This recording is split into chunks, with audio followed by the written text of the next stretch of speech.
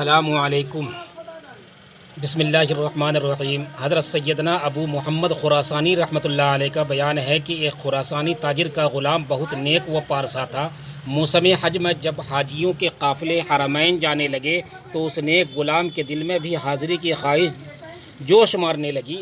اس نے مالک کے پاس جا کر حال دل سنایا اور حاضری کی اجازت طلب کی۔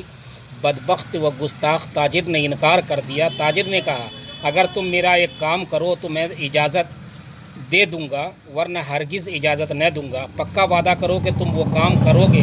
غلام نے کہا، بتاؤ کام کیا ہے؟ بدبخت تاجر بولا، جب روضہ رسول صلی اللہ علیہ وسلم پر جاؤ تو وہاں جا کر یہ کہنا، اے اللہ کے رسول، میرے آقا نے یہ پیغام بھجوایا ہے کہ میں آپ کے دونوں دوستوں حضرت ابو بکر صدیق رضی اللہ عنہ اور حضرت عمر فاروق رضی اللہ تعالی عنہ سے بیزار ہوں۔ اگر وہ میرا یہ پیغام پہنچانے کی حامی بھر لو تو میں تمہیں بخوشی اجازت دیتا ہوں۔ غلام کا بیان ہے کہ اپنے بدبخت مالک کی یہ گستاخانہ باتیں سن کر میں بہت غمگین ہو گیا۔ بظاہر تو میں نے ہاں کر دی، لیکن جو میرے دل میں تھا اللہ اسے بہتر جانتا ہے۔ بہرحال میں قافلے کے ہمراہ مدینہ منورہ دھڑکتے دل، لرزتے قدموں اور پرنم آنکھوں کے ساتھ روضہ رسول کی جانب بڑھنے لگا۔ قبر انور پر پہنچ کر میں نے سلام عرض کیا، پھر امیر المؤمنین حضرت سیدنا ابو بکر صدیق رضی اللہ عنہ اور امیر المؤمنین حضرت سیدنا عمر فاروق رضی اللہ تعالی عنہ کی بارگاہ میں سلام عرض کیا۔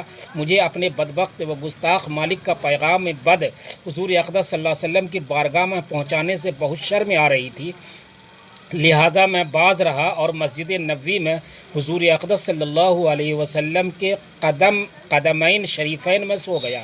میں نے خواب میں دیکھا کہ قبر انور کی دیوار شق ہوئی اور حضور اقدس صلی اللہ علیہ وسلم چہرہ چمکاتے ہوئے باہر تشریف لے آئے۔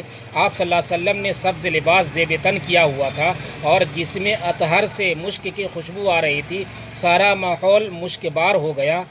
حضور نبی کریم صلی اللہ علیہ وسلم کی دائیں جانب امیر المؤمنین حضرت ابو بکر صدیق رضی اللہ عنہ اور بائیں جانب امیر المؤمنین حضرت عمر فاروق رضی اللہ عنہ تھے۔ حضور اقدس صلی اللہ علیہ وسلم کی اتباع میں انہوں نے بھی سبز لباس پہنا ہوا تھا۔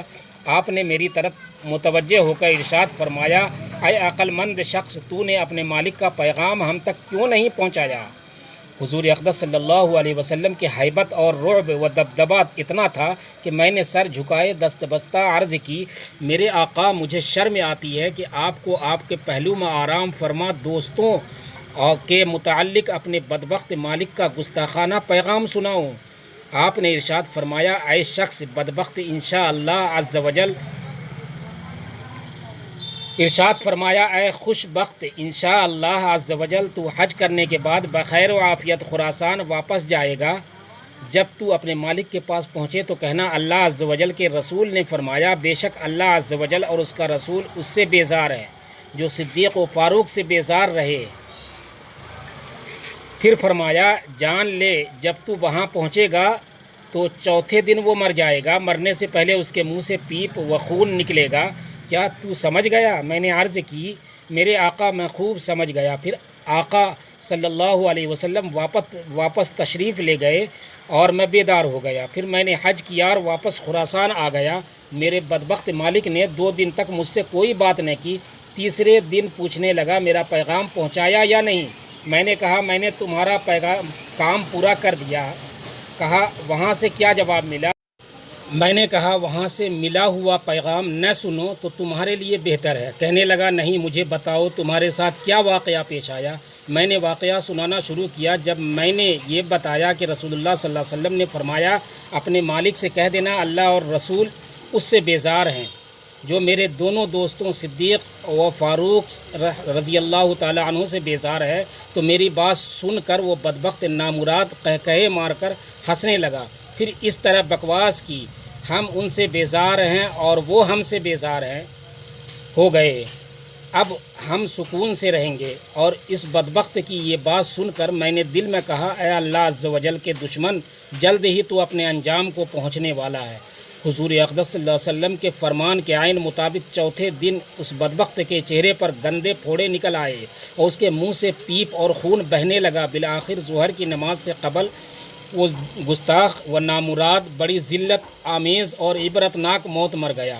بعض سلف کا بیان ہے کہ میرا ایک ہمسایہ حضرت ابو بکر و عمر رضی اللہ عنہم کو گالیاں دیا کرتا تھا۔